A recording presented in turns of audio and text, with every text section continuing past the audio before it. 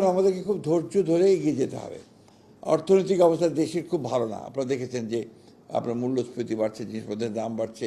আজকে এখানে উপস্থিত এই আপনার ক্ষুদ্র জাতি গোষ্ঠীর জাতিগত প্রিয় ভাই ও বোনেরা, সকলকে শুভেচ্ছা, আদাব এবং নমস্কার। আমরা আনুষ্ঠানিক কোনো কথা বলতে চাই না, আমরা আসলে কাজের কথাই বলতে চাই।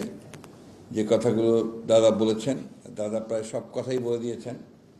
আমি শুধু আপনাদের কাছে প্রথমে আবারও ধন্যবাদ এবং কৃতজ্ঞতা জানাতে চাই যে বিগত নির্বাচনে আপনারা নিজেরা শুধু ভোট দেননি, আপনারা পরিশ্রম করেছেন, অন্যকে ভোট দেওয়ার ব্যবস্থা করেছেন। সবাই যেন ভোট দেয় সেই কাজটা আপনারা করেছেন।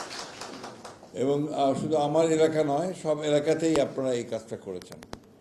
আমরা আপনাদের কথা দিয়েছিলাম যে আপনাদের মধ্যে থেকে একজন প্রতিনিধি আমরা অবশ্যই পার্লামেন্টে পাঠাবো। সেখান থেকে তো আমরা একজনকে দিয়েছি, আনা মিঞ্চকে। আমাদের যিনি ব্র্যাকে কাজ করছেন এবং আপনার আন্না মিঞ্চ, তিনি এখন পার্লামেন্টের সদস্য হয়েছেন। এটা আপনাদের জন্য যেমন আনন্দের কথা, আমার জন্য খুব আনন্দের কথা। কারণ এই কয়েকটা আপনার আসন, মহিলা সংরক্ষিত আসন, আমি বলা যায় যে একদম জোর করেই নিয়েছি। একটা হচ্ছে আপনার আমাদের হিন্দু ও মথুয়া সম্প্রদায়ের আমাদের সুবর্ণা দিদি, আমাদের পাহাড়ি অঞ্চলের মাধবী মার্মা, আর আপনার আমাদের নিপুন্ত আছেনই নিচে, যিনি আপনার আমাদের ঢাকার প্রতিনিধিত্ব করেছেন। তো সব মিলিয়ে আমি কিন্তু আপনার খুব আশাবাদী।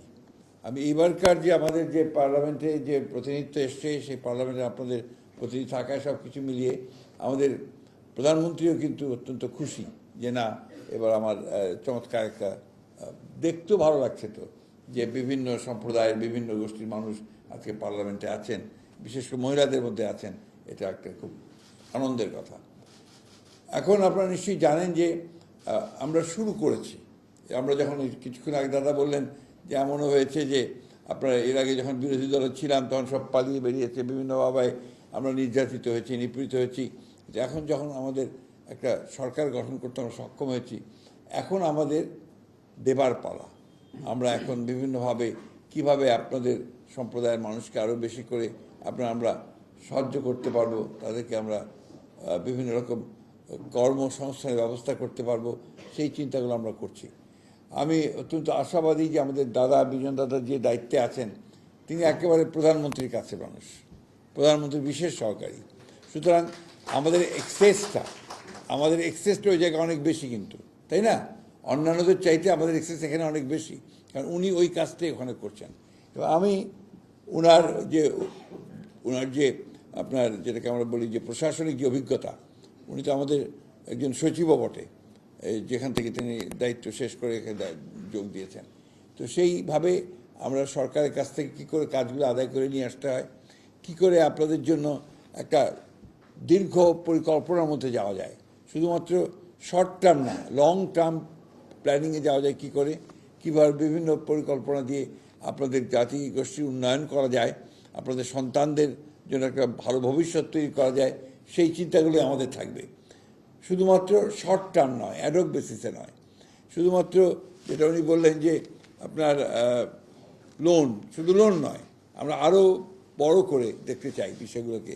এবং যে বললেন যে বাইরে যাওয়ার ব্যাপারটা, কর্মসংস্থানের ব্যাপারটা তো অত্যন্ত প্রয়োজন, যে একই সঙ্গে সামগ্রিকভাবে আমরা আরও বড়োভাবে চিন্তা করে দেখতে চাই আপনাদের সম্পর্কে, এবং সেইভাবে আমরা কাজ করব। এটা আপনাদের কাছে আমি কমিটমেন্ট করেছি। আমি যতদিন আছি সেটা আমি আপনাদের নিরাশ হওয়ার কোনো কারণ নেই। আমি তো আছি যে পর্যন্ত আমি নেক্সট কাউন্সিল না করতে পারছি, আমি আছি আপনাদের সঙ্গে। সবচেয়ে বড় কথা কি, এখন আমাদেরকে খুব ধৈর্য ধরে এগিয়ে যেতে হবে। অর্থনৈতিক অবস্থা দেশের খুব ভালো না। আপনারা দেখেছেন যে আপনার মূল্যস্ফীতি বাড়ছে, জিনিসপত্রের দাম বাড়ছে। এখনও আমরা সেইভাবে বিনিয়োগ করতে পারছি না যাতে করে আমাদের কর্মসংস্থান বাড়বে।